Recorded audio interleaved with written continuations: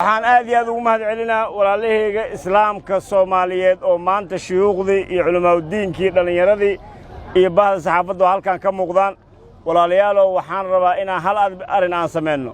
waxa ugu qeyrka badan waxa maanta aan iskugu imaanay waa adduunyo wax ay taraysa male waa aragteen Baytullaahi kacbadii saddexaad waa meesha maanta ee yuhuud rabtay inay degto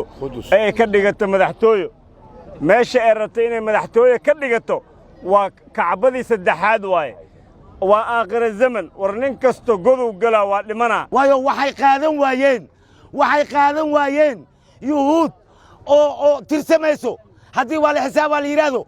hal daqiiq ka badahaynin haddii waa la xisaab waa la yiraahdo laakiin waxaa ku daaban dawlado edeb darada kibirka iyo isqaadqaadka raalowge kuwaas maxaa tireen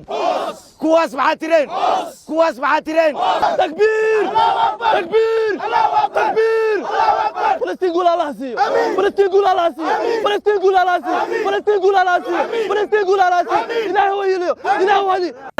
إسرائيل ما عندهم سكرتو ما كيلينو ما كقبلينو إسرائيل واحد تغير تلعب وتغير صومالي